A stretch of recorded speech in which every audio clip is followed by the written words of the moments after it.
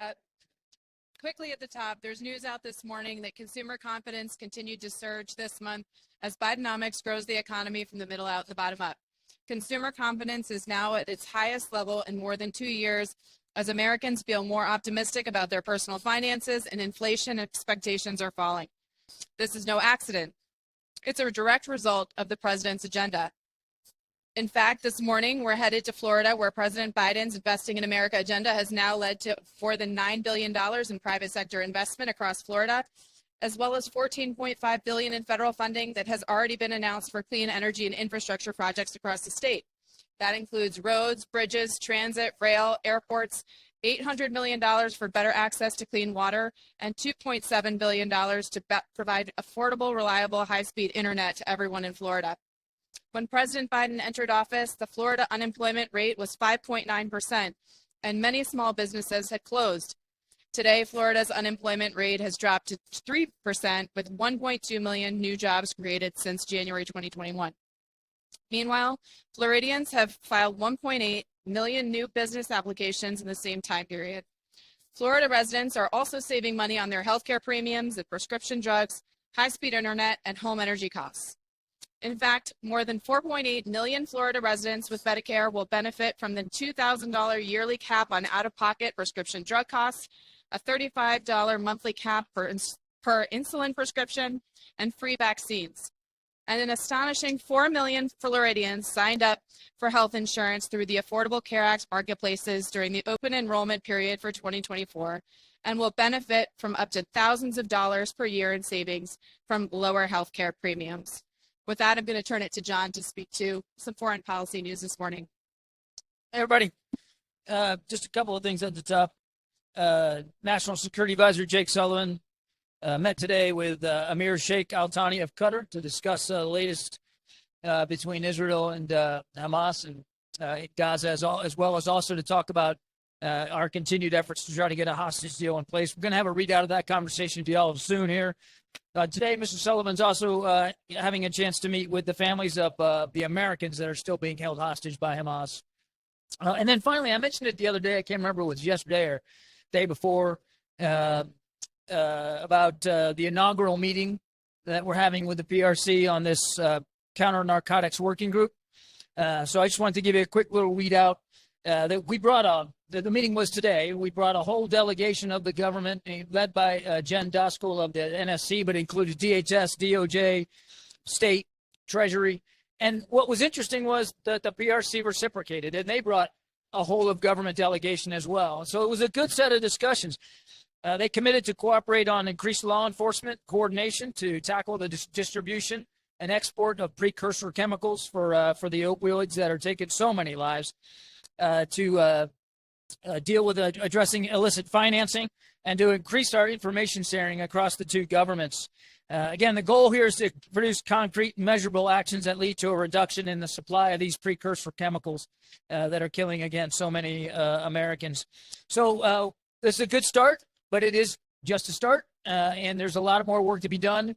There's another set of meetings tomorrow. I believe that Treasurer will be sort of leading there in Beijing, but again, a really good start to this process. That's it. Has the IC come to a conclusion on who was behind the Jordan drone strike? And if so, can you say which militant group was behind the strike? Not in a position today to confirm exactly what group is responsible, Amr. We're still working through the analysis. But as I said the other day, I mean, clearly this is the work has all the hallmarks of groups that are backed by the IRGC and in fact by Kataib Hezbollah as well. Why wait for it's about 48 hours-ish now since the attack happened? Are you essentially giving these groups the opportunity to move personnel, move their weaponry out of the way? And what message does it send by waiting 2 days to strike back at this point? As we said, Amr, and as the president has said, we're going to respond, and we're going to do it really in a way, in a time of our own choosing. That's no different. That's not a different approach than we've taken in the past. President Biden said this morning that they, as in Iran, are supplying the weapons that were used in this attack. Does that mean that Iran was the manufacturer of the drone that was used? I won't get into the specifics about the actual drone. Again, DOD is still working through the forensics of the attack. But we know for a fact that Iran and the IRGC provide these groups weapons and capabilities. We know for a fact that they have provided them drones in the past as well.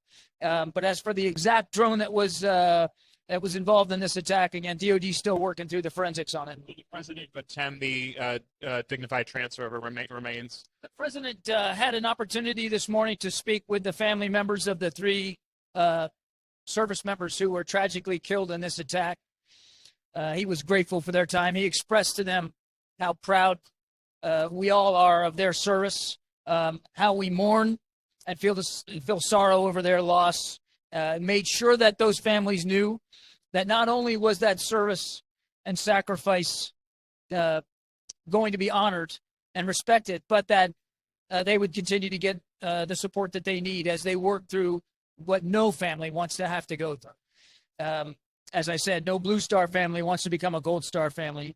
In that conversation, he also gauged their feelings about him going to the dignified transfer in Dover on Friday. All of them supported his presence there, and so the president will be going to the dignified transfer on Friday.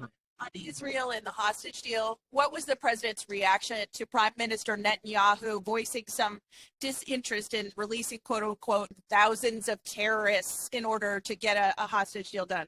The president's view is we got to continue to do everything we can to get those hostages out. And he also believes that the work that we've been doing on the ground, Bill Burns, our CIA director, Brett McGurk, who was just in the region, Secretary Blinken, these have been productive discussions. They've been constructive. We believe that we're making progress on trying to get an extended pause in place so that we can get those hostages out. And the president's not going to wait on that. That's where his commitment is. So is he disappointed that Prime Minister Netanyahu said those words about not wanting to release thousands of? Let the Prime Minister speak for himself. There's no reason for us to change course here. We still believe that this is the right thing to do, and we believe that there's again, I don't want to sound too sanguine, but we believe the work has been productive, and we're going to stay focused on that. The framework hostage deal is still progressing. This wasn't a setback at all. We are looking. We believe we continue to make progress. To put it that way.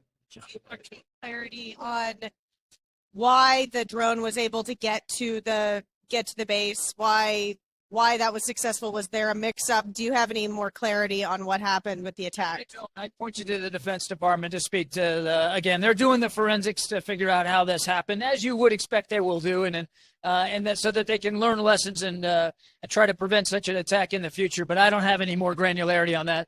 The two-state solution, the British Foreign Secretary has floated the idea that it's time to look at how to recognize the Palestinian state, what it would comprise, how it would work. Is the US on the same page there? We've been very clear. We want to see a Palestinian state. The president still believes very strongly the promise of a two-state solution. And there's a lot of work that has to be done to make that a reality. It's going to require leadership again on both sides. But we certainly share the foreign minister's belief in the importance of moving towards getting an independent Palestinian state with Israel's security guarantee. So what does moving towards that look like? We know you support a two-state solution, but isn't it time now to start thinking about how that would actually work? We've been working on this since almost the very beginning of the administration. That's one of the reasons why, prior to October 7th, we were working so hard on a normalization deal between Israel and Saudi Arabia, because we believe that it was baked into that would have been something for the Palestinians. And so we still think there's an opportunity here, and we're going to keep pursuing it. We think that could be a significant milestone towards getting you closer to a two-state solution. The president said when he left the White House that he had reached a decision on the strikes. What is the guiding principle as he makes this decision? And is it fair to say that these strikes will be more forceful than the ones that were done previously? Well, with the caveat that I'm certainly not going to telegraph punches here, get into specifics of potential future military operations.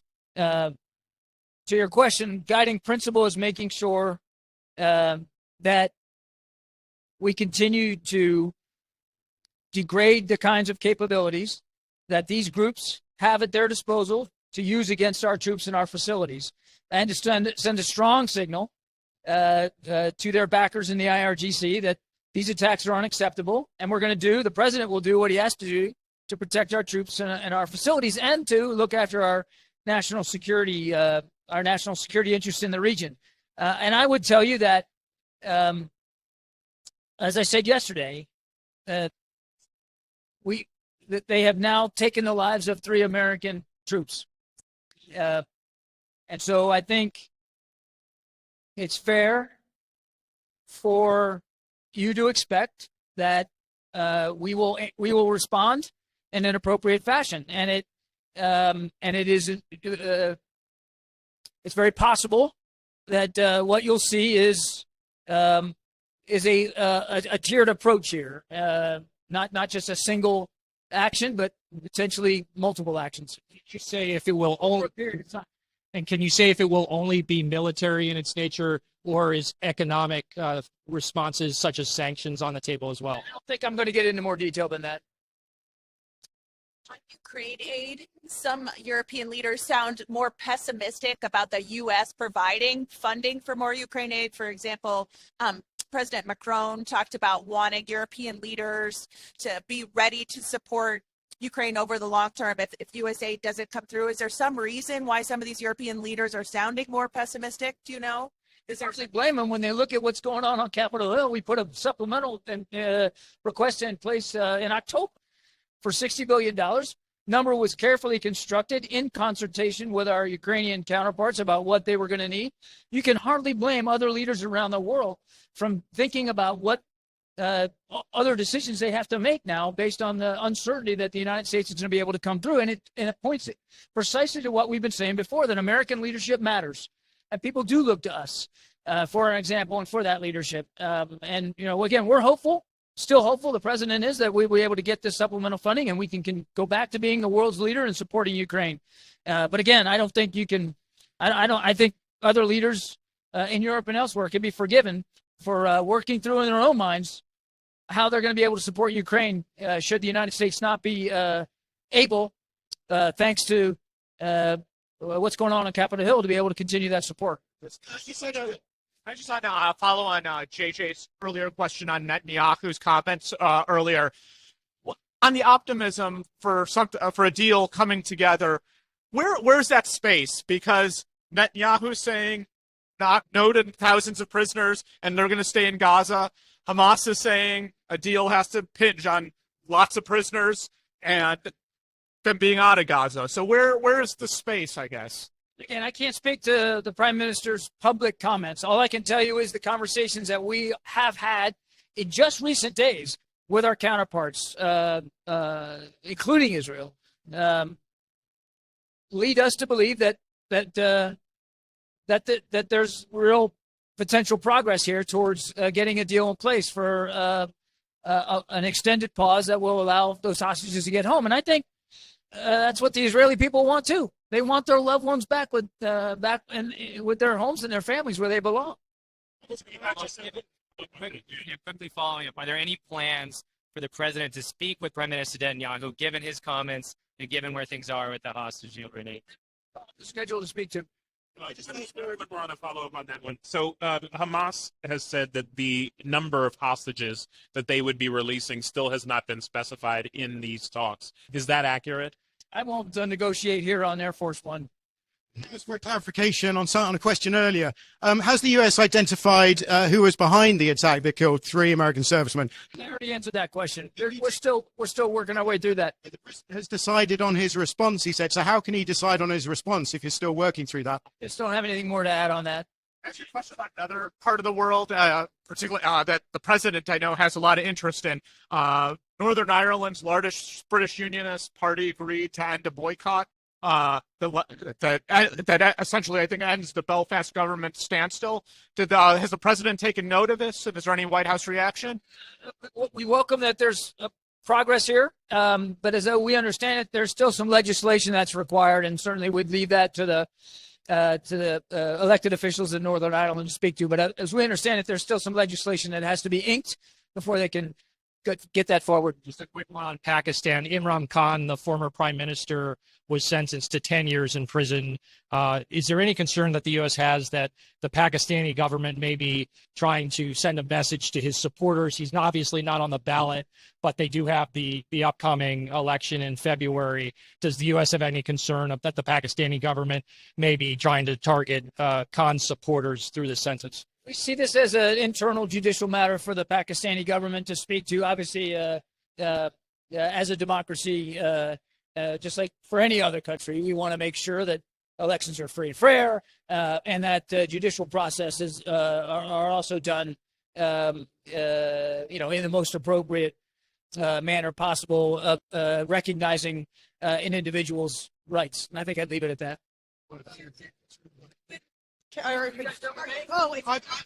I've got one last question on Sudan, if I may.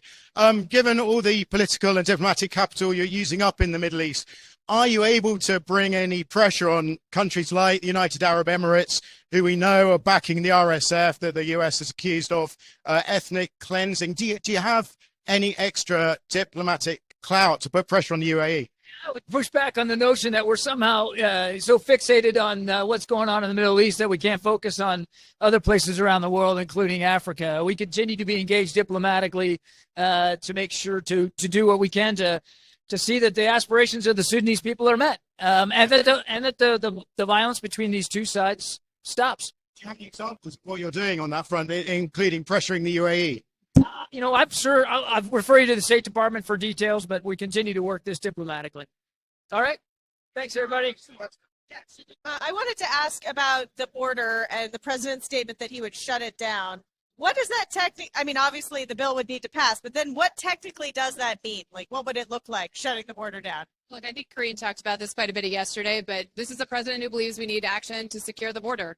He's been working in good faith with Republicans and Democrats on a negotiated proposal to do just that, to deliver on meaningful policy reforms and meaningful resources that would allow us to secure the border. Now, I'm not going to get into the particulars of what that proposal looks like at the end of the day, but look, this is a president who's unequivocally stated he's committed to securing the border and working in good faith across the aisle to get it done. The deal itself. Speaker Johnson reiterated this morning that he is against the Senate deal, however it ultimately looks, is dead on arrival in the House. Does the White House still think it's worth pursuing a negotiated deal?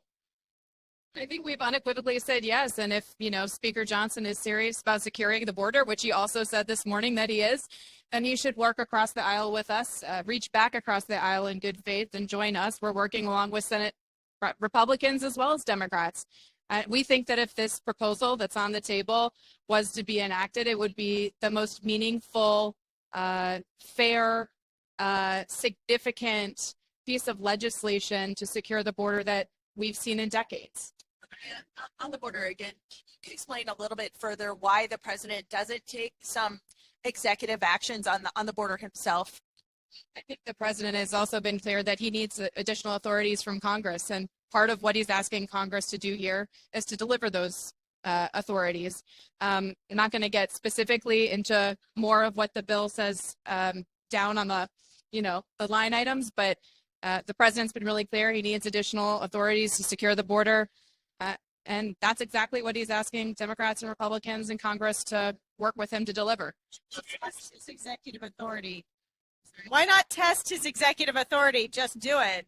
I think that the president has a view that, by the way, was shared by Speaker Johnson under the prior administration, that he needs greater authority in order to secure the border and take action on the border. So that's what we're looking to do. Is it his position then that there's nothing all or that he can do on migration? Is that this is the limit to his authority?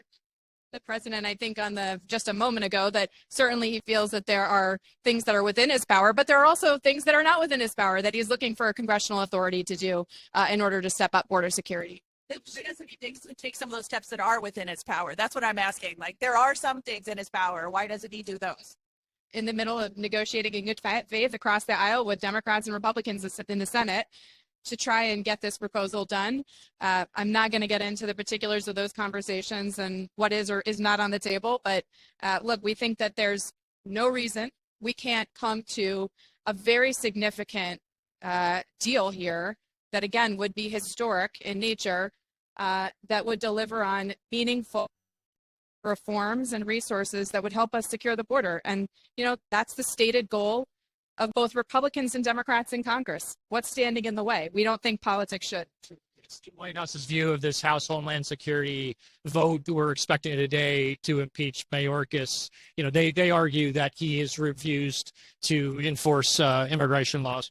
I don't know that I can respond to that any better than Secretary Mayorkas did in his letter to the committee this morning, where he laid out extensively everything that he and the department have done to be responsive to the committee and their requests, the testimony, the documentation, all of the things that they have done to be responsive to this committee. Now, look, there is an active process underway.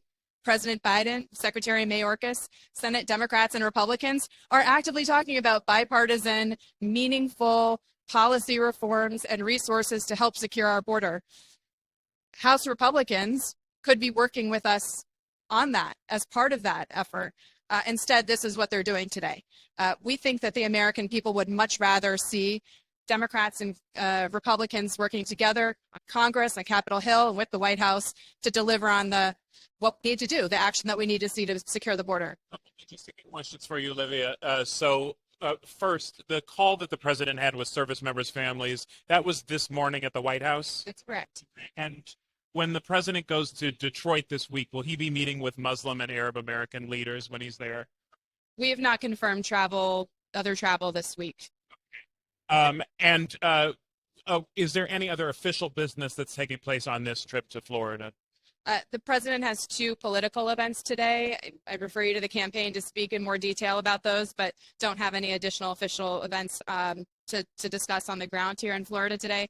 Obviously, the president is continuing to stay in touch, as you've already heard from Admiral Kirby, with his team here, his team on the ground, about the for critical national security updates on the border negotiations, economic news like the consumer spending data we just got this morning, and more.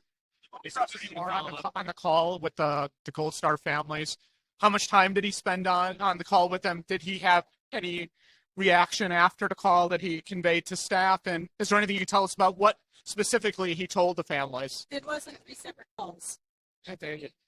I am happy to try to get some more texture from those calls that took place right before he arrived here. He conducted those calls right before he left the White House this morning. I don't have a duration of each of those calls. I'm happy to try to get more that I can share out of those for you. But certainly, as Admiral Kirby described, he was, expressed his deepest sympathies for their loss, his pride in their service, and his hope that he could be there for their dignified transfer on Friday. In 3 separate calls.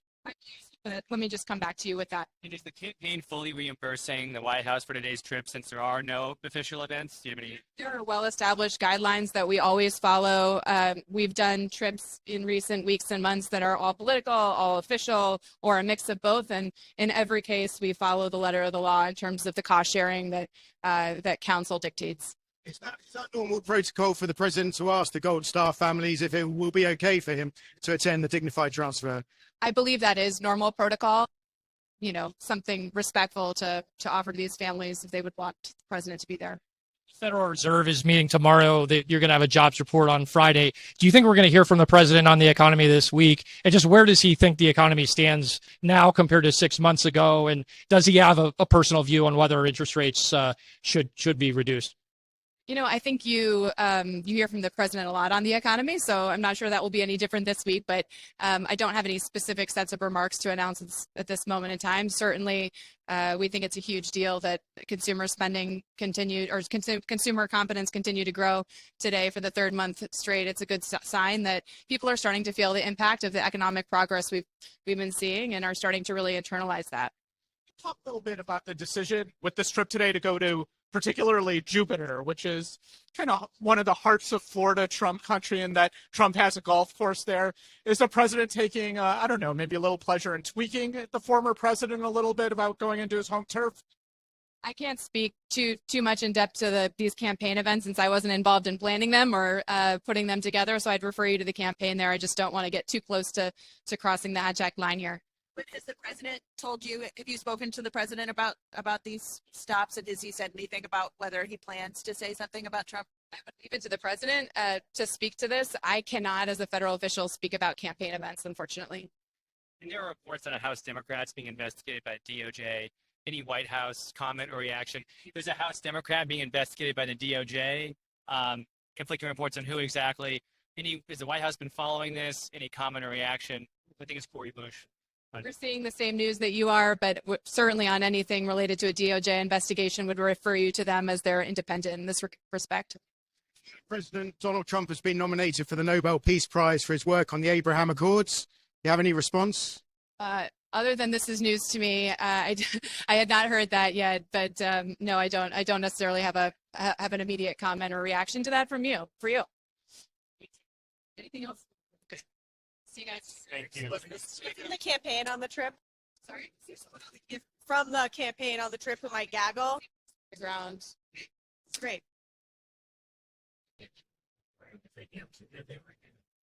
Thanks, Caitlin.